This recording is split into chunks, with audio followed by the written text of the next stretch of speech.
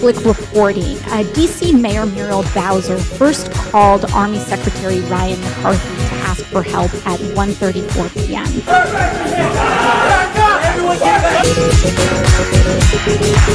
It looks now like the Capitol, the police... Yeah, Pete, let me break away from you a second because things are happening very quickly.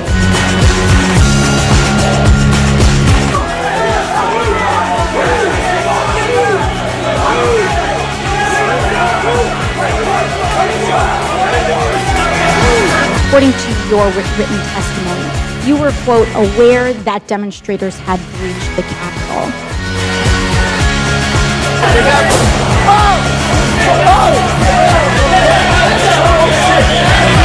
Shots fired!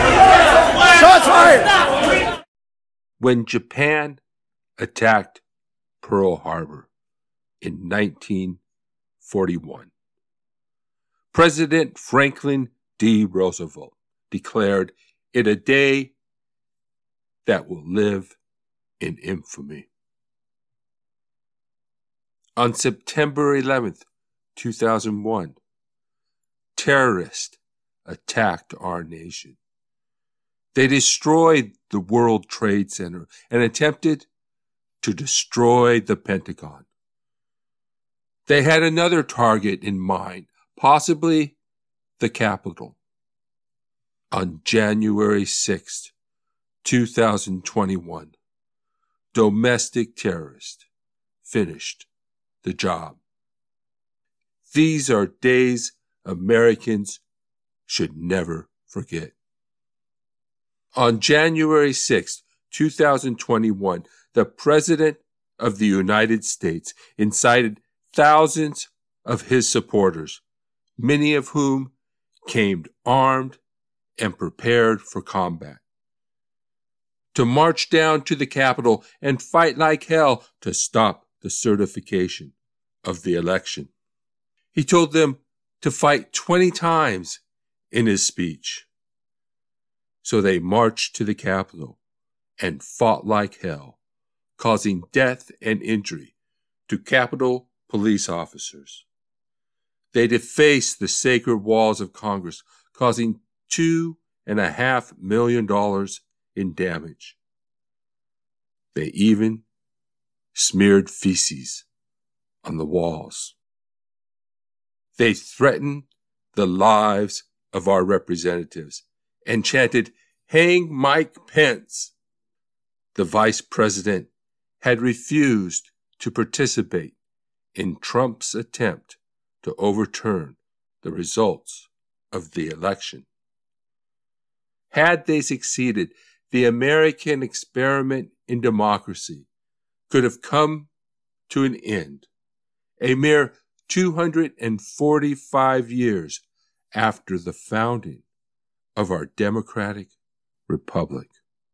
Trump spread lies and disinformation designed to mislead his followers into believing the election was stolen.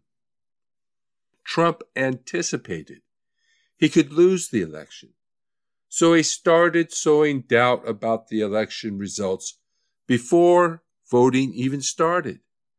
He declared there was no way he could lose and promised to contest the results. He filed more than 40 lawsuits, all of which failed.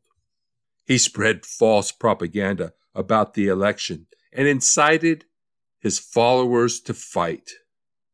He called them to Washington, D.C. on January 6th, promising that it will be wild. When they got there, some in combat gear, he incited his militant followers to attack Congress and stop the certification of the election. While his plan failed, it was a traitorous attempt to end democracy in America.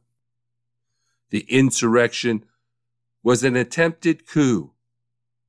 A coup is a sudden, violent, and unlawful seizure of power from a government. The people who attacked the Capitol were not patriots. They were deluded, thugs acting irresponsibly and carelessly, unwitting agents of foreign and domestic propagandists who seek only to overthrow American democracy and replace it with a dictatorship. While racism is a tool used by propagandists to cause division and to stoke their base, the real struggle is over money and power. Who will lead, or perhaps more accurately own, the richest and most powerful country in the world? That's what's at stake. We must keep the beacon of democracy lit in America for the sake of democracy around the globe. Should democracy fall in the United States, it will have disastrous effects on democracy around the world. Dictators like Vladimir Putin don't like democracy movements.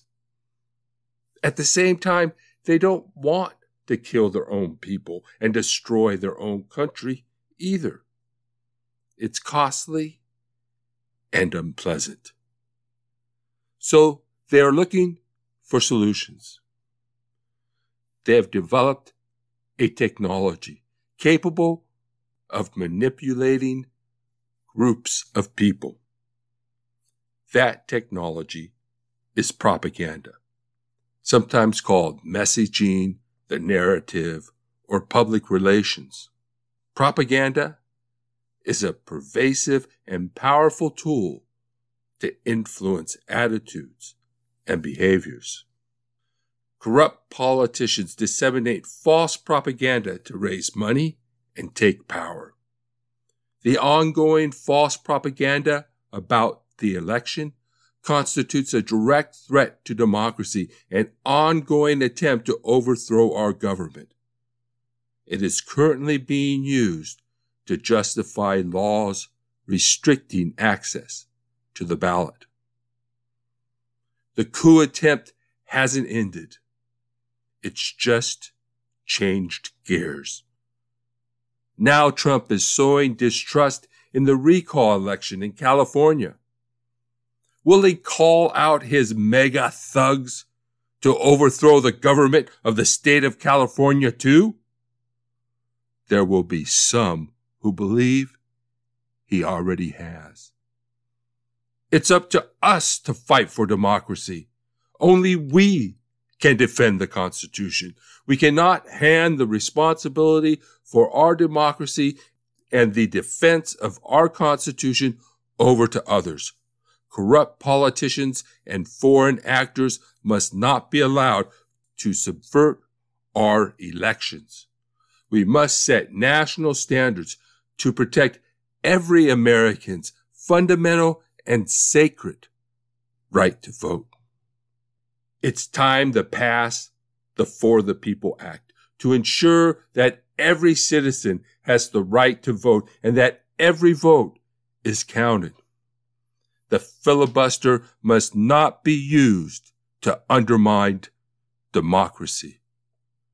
The For the People Act sets basic standards for access to the ballot box in federal elections, such as ensuring early voting, ballot boxes, and same-day registration. It protects every citizen's right to vote and ensures that no citizen is denied the right to vote. September 17th is the Finish the Job for the People Day of Action, calling on the Senate to pass the For the People Act. There will be events around the country. Find an action near you and get involved. I myself am unwilling to let democracy die without a fight. Join me on September 17th at 5 p.m. Pacific Time as we talk about democracy under fire, the assault on democracy and what we are doing about it. To register, go to tinyurl.com/democracy under fire 917. My name is Rich Procida. I'm the founder of the Truth and Democracy Coalition and the host of Democracy Under Fire, a new YouTube show and podcast covering the threat to democracy and what we are doing about it.